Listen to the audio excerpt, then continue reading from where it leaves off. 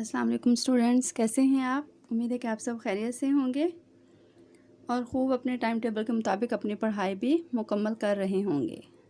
Okay بیٹا، آپ نے پچھلی تشریح جو ہے وہ یقیناً یاد بھی کر لی ہوگی، اور جو آپ کو پیراگراف دیے گئے تھے اس کی آپ نے پریکٹس بھی کر لی ہوگی، ایسا ہی ہے نا؟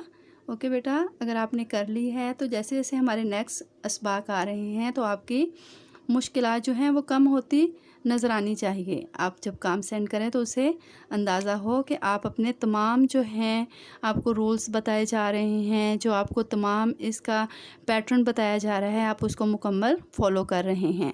تو اسی سے مجھے اندازہ ہوگا کہ آپ کی تشریح جو ہے پہلے سے بہتر اور بہتر اور بہتر ہوتی جا رہی ہے۔ اوکے بیٹا، یہ تھے ہمارے یعنی کہ پہلے اسباق۔ آج جو ہم جن اسباق کی تشریح کریں گے ان میں ہے آرام و سکون، اور دوسرا ہمارا چیپٹر ہے لہو اور قالین۔ اس تشریح کو بھی سٹارٹ کرنے سے پہلے میرا خیال ہے کہ ہم علامہ اقبال کا ایک شعر پڑھ لیتے ہیں جو کہ ہماری ہمت کو کیا بڑھاتا بھی ہے، اور مجھے ان کا یہ پیغام بہت اچھا بھی لگ رہا ہے۔ جی، ان کا شعر ہے: تو شاہین ہے پرواز ہے کام تیرا، تیرے سامنے آسماں اور بھی ہیں۔ یہ ان کا شعر تھا۔ اب ہم اپنی اقتباس سٹارٹ کرتے ہیں۔ آج جو ہمارا سبق ہے، پہلا سبق ہے آرام و سکون۔ آرام و سکون کے لیے جو آپ کو پیراگراف دیے جا رہے ہیں وہ ہیں 1/3 یعنی کہ 3 پیراگراف ہیں، جن میں سے ایک پیراگراف کی تشریح یعنی کہ سیکنڈ پیراگراف کی تشریح میں نے آپ کو پیٹرن کے طور پہ کر دی ہے، اور 2 پیراگراف کی آپ نے پریکٹس کرنی ہے۔ اقتباس نمبر 1 اور اقتباس نمبر 3 کی آپ نے پریکٹس کرنی ہے۔ اس کو بھی آپ نے ایسے ہی کرنا ہے کہ اپنی بک پر پہلے ہائی لائٹ کر لینا، پھر اس کے جو مشکل الفاظ ہیں اس کو آپ نے انڈر لائن کرتے جانا ہے، اور پھر آپ نے ڈکشنری ضرور یوز کرنی ہے، کیونکہ اس سے آپ کو اندازہ ہوگا کہ آپ نے الفاظ کی ادائیگی کیسے کرنی ہے، الفاظ میں زیر زبر کا یعنی کہ اس کے حرکات و سکنات کیسے ہیں، اور یہ گرامر کے لحاظ سے لفظ کیا ہے، اس کو بھی آپ کی وضاحت ہو جائے گی، جمع واحد کے بھی اس کے لفظ کی وضاحت ہوتی جائے گی۔ تو آپ بک سے اس کے معنی دیکھنے کی بجائے کہاں سے دیکھیں گی؟ ڈکشنری سے۔ اوکے بیٹا، یہ آپ نے ان کی پریکٹس کرنے کے دوران یہ کام کرنا ہے، اور اس کے علاوہ آپ نے اس سبق کے پورے سبق کے الفاظ معنی بھی یاد کرنے ہیں، تاکہ آپ کو ان کے علاوہ بھی کہیں سے پیراگراف آ جائے تو بآسانی آپ کر سکیں۔ یہ پیراگراف آپ نے یاد ضرور کرنے ہیں، لیکن ان کو آپ نے فکس نہیں کر لینا کہ یہی آ سکتے ہیں، آ بھی سکتے ہیں اور نہیں بھی، لیکن آپ نے پورا چیپٹر ہے، یعنی کہ ہم 2 چیپٹرز اس لیے کر رہے ہیں کہ پورے ویک میں دیکھیں آپ کے پاس بہت سارا ٹائم ہے، اور آپ ایزیلی تمام اسباق کی تشریح آسانی سے یاد کر سکتی ہیں، اس کی آسانی سے پریکٹس کر سکتی ہیں، اس کے پیٹرن کو آپ آسانی سے دہرا سکتی ہیں۔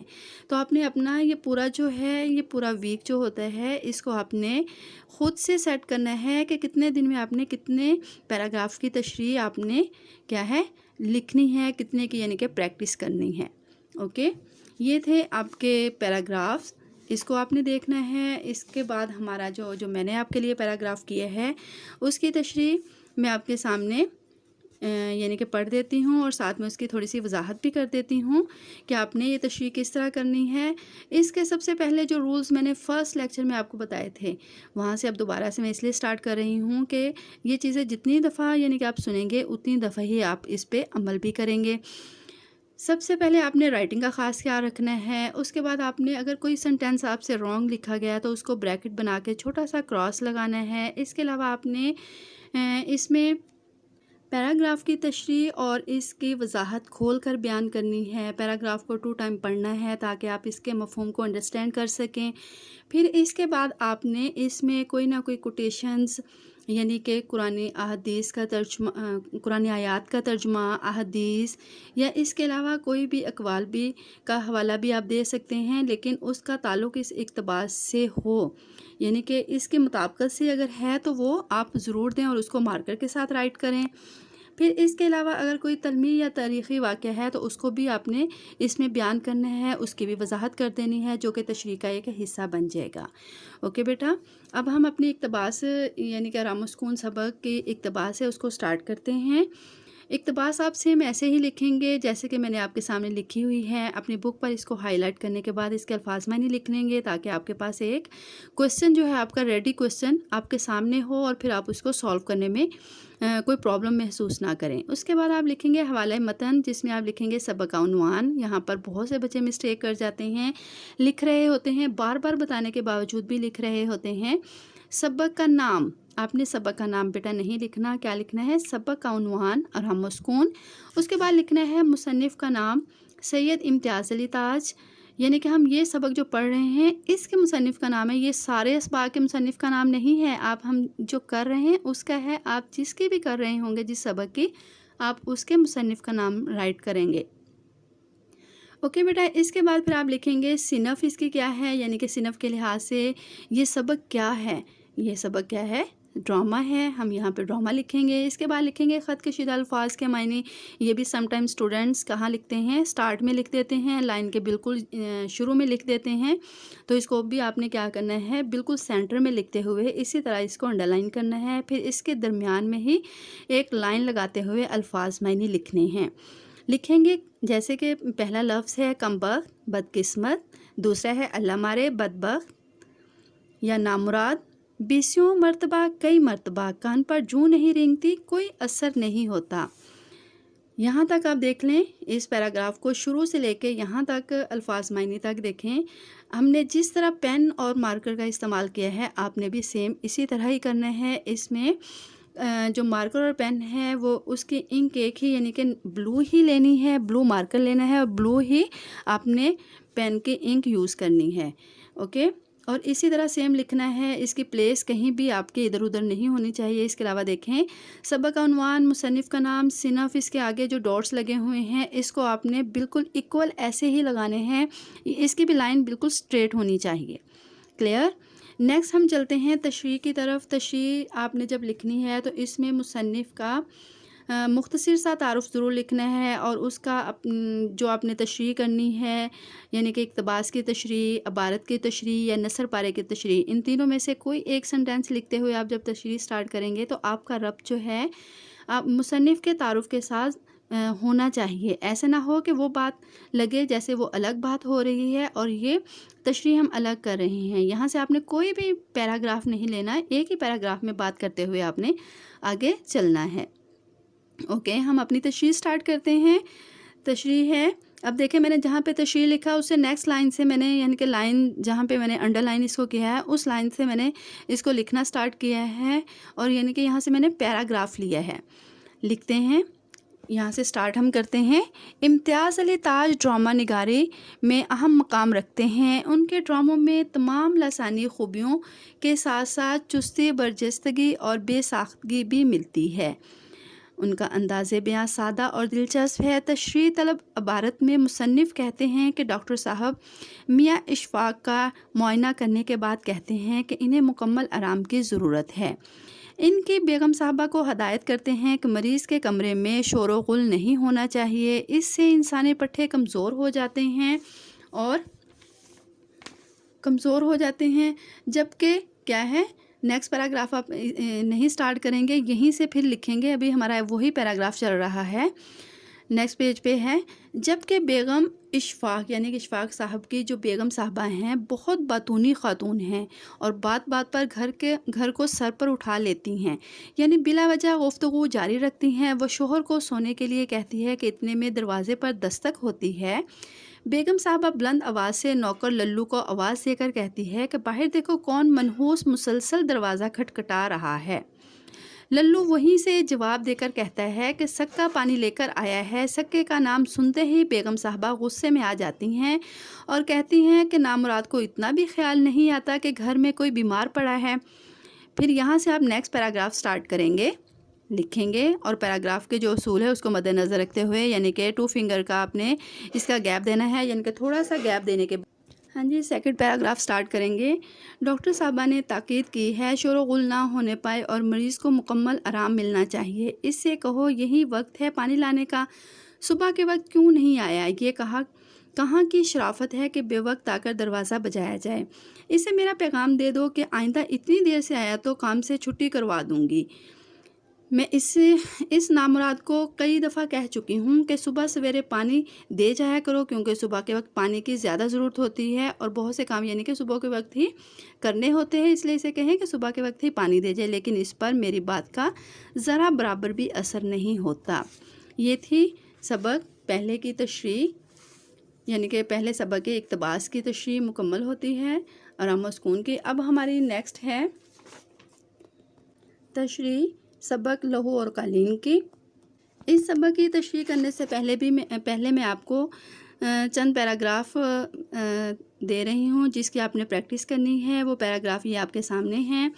اقتباس نمبر 1 سے لے کے 5 تک آپ نے کیا ہے، ان کی آپ نے پریکٹس کرنی ہے۔ انہی میں سے ایک پیراگراف ہے پیراگراف نمبر 4، جس کی میں نے آپ کے سامنے کیا ہے اس کی تشریح لکھ کے آپ کو پیٹرن کے طور پر دے دی ہے۔ باقی آپ اس کو فالو کرتے ہوئے اپنی تشریح مکمل کریں گے۔ اس کو بھی آپ نے ایسے ہی کرنا ہے جیسے کہ میں نے پہلے آپ کو بتایا کہ ان کو پیراگراف کو سب کو ہائی لائٹ کر لینا ہے، اس کے بعد اس کے الفاظ معنی ڈکشنری سے ہی دیکھنے ہیں۔ بار بار بیٹا کہنے کا مطلب یہ ہے کہ آپ اس کو یوز کریں۔ ایک تو آپ کو یوز کرنے کا طریقہ بھی آئے گا، دوسرا یہ ہے کہ آپ کو صحیح تلفظ کا بھی پتہ چلے گا اور حرکات و سکنات کا پتہ چلے گا اور گرامر کے روح سے لفظ کے بارے میں معلومات ملے گی۔ اوکے بیٹا، آپ نے یہ تمام پیراگراف کی تشریح آپ نے اس کی پریکٹس کرنی ہے۔ جو ہم نے اس کے آپ کو سیمپل کے طور پر تشریح کروائی ہے اس کو دیکھیں۔ سب سے پہلے ویسے ہی لکھا ہے اقتباس، آپ نے بھی ایسے ہی لکھنا ہے۔ پھر آپ نے اسی کو کیا کرنا ہے، اپنی بک پہ ہائی لائٹ کرتے ہوئے الفاظ معنی لکھ لینے ہیں جیسے کہ میں نے لکھے ہیں، تاکہ میں اپنا وقت جو ہے آپ کے سامنے جب اس کو دکھاؤں تو مجھے بھی مشکل نہ ہو۔ مجھے مشکل ہوئی بھی نہیں، اسی لیے نہیں ہوئی کہ میں نے اس کا تھوڑا سا کام بک پہ بھی کر لیا تھا۔ آپ بھی ایسے ہی کیجئے گا، پھر اپنا کام سٹارٹ کیجئے گا۔ اس کے بعد پھر ہے حوالہ متن، جس میں آپ سبق کا عنوان لکھیں گے، پھر لکھیں گے لہو اور قالین، پھر لکھیں گے مصنف کا نام مرزا ادیب، صنف اس کی کیا ہے، یہ صنف کے لحاظ سے سبق ہے ڈرامہ، ماخذ لہو اور قالین۔ پھر اس کے خط کشیدہ الفاظ سیم ایسے ہی جیسے کہ میں نے رائٹ کیے ہوئے ہیں بالکل سینٹر میں۔ پھر آپ لکھیں گے الفاظ معنی اور اس کے درمیان میں لائن۔ یہ بار بار اس لیے کہا جا رہا ہے کہ آپ کی یہ لائن یہ والی تو خاص کر ہی نہیں ہوتی بہت سے بچوں کی، اس کو آپ بھول جاتے ہیں یا بہت جلدی جلدی کام کرنے کے سلسلے میں بھی آپ اس کو نہیں لگاتے، تو اس لیے آپ نے کیا کرنا ہے، اس لائن کو چھوڑنا نہیں ہے اور لگانا ہے۔ پھر آپ الفاظ معنی لکھیں گے جیسے الگ تھلگ، تنہا، بے نیاز، قلاش، مفلس یا غریب، دکھاوا، شہرت کے لیے، توہین، بے عزتی۔ اب ہم اس کی تشریح کرتے ہیں۔ تشریح دیکھیں، تشریح میں بھی آپ نے تمام پیٹرن کو ملحوظ خاطر رکھتے ہوئے اپنا کام کمپلیٹ کرنا ہے، سیم ویسے ہی جیسے کہ ابھی میں نے آپ کو بتایا کہ اس میں کیا ہے، اپنے سٹارٹ میں ہی مصنف کا جو تعارف ہے وہ لکھنا ہے اور باقی اس کے جو رولز ہیں وہ بتایا اس کو فالو کرنا ہے۔ میں اس کو سٹارٹ کر رہی ہوں۔ ہاں جی، دیکھیے گا، مرزا ادیب ریڈائی اور یک بیت ڈرامہ نگاری میں اہم مقام رکھتے ہیں۔ یہ اپنی تحریروں میں آسان، سادہ اور شگفتہ زبان استعمال کرتے ہیں۔ تشریح طلب عبارت میں مصنف بتاتے ہیں کہ تجمل اختر سے کہتا ہے کہ میرے پاس آنے سے پہلے تمہیں کوئی نہیں جانتا تھا اور تم دنیا سے بے نیاز اور علیحدہ ہو کر زندگی گزار رہے تھے، تصویریں بناتے رہتے تھے، جبکہ آج پوری دنیا میں تمہاری شہرت ہے، پھر بھی یہاں سے جانے کی حماقت کیوں کر رہے ہو؟ اختر کہتا ہے کہ مجھے مجبور نہ کرو، میرے لیے جانا ہی بہتر ہے۔ تجمل کہتا ہے کہ اگر تم نے جانے کی سنجیدہ بات کر رہے ہو تو میرا فیصلہ بھی سن لو کہ میں تمہیں یہاں سے جانے کی اجازت نہیں دے سکتا۔ یہاں تک لکھنے کے بعد آپ نے نیکسٹ پیراگراف سٹارٹ کرنا ہے اور اسی رولز کو فالو کرتے ہوئے کہ پیراگراف کس طرح لکھتے ہیں، سیم ایسے ہی جیسے میں نے تھوڑی سی پلیسز کی چھوڑی پھر میں نے اپنا پیراگراف سٹارٹ کیا، آپ بھی ایسے ہی لکھیں گے۔ پھر لکھیں گے اگر تم یہاں سے چلے جاؤ گے تمہیں نہیں معلوم اس واقعے پر دنیا والے کیا کہیں گے، اور کیا ایسا کرنے پر میری بے عزتی نہیں ہوگی، میری یعنی کہ توہین نہیں ہوگی، لوگ میرے پہ باتیں نہیں کریں گے۔ اختر کہتا ہے لوگوں کو ہمارے ذاتی معاملے سے کیا غرض؟